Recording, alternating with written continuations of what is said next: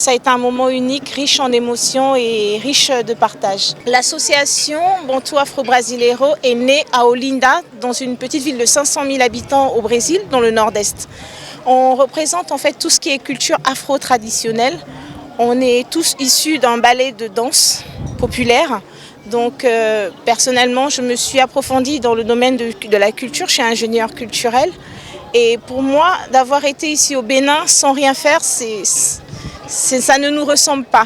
On a voulu travailler pendant 1 an depuis les dernières manifestations à Ouidah. Nous avons travaillé avec l'ensemble des artistes pour pouvoir promouvoir la culture afro-brésilienne et la tradition du Bénin, pour pouvoir nous reconnecter en fait à la terre-mère. La culture, c'est notre identité.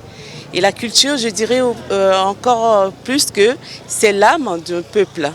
Et aujourd'hui, ce carnaval lance réellement cette connexion-là que la diaspora afro a besoin pour revenir sur sa terre-mère, sa terre natale.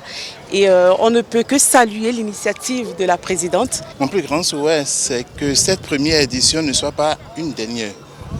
Pour nous, que cette première édition puisse être répétée de façon récurrente et que ça ne se passe pas seulement à Cotonou. L'objectif, c'est en fait de retrouver notre identité, notre ADN, nos souches. Parce qu'on a été déportés, parce qu'on s'appelle tous des noms qui ne sont pas nos noms.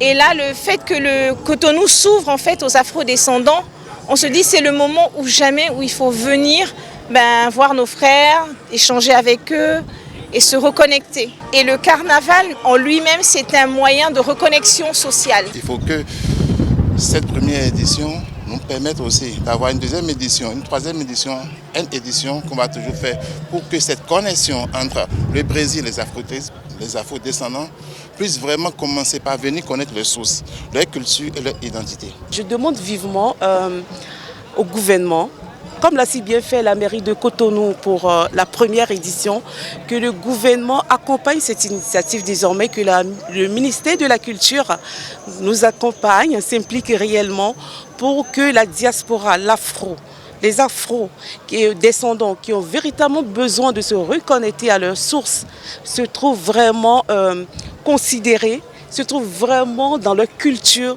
et valorisés.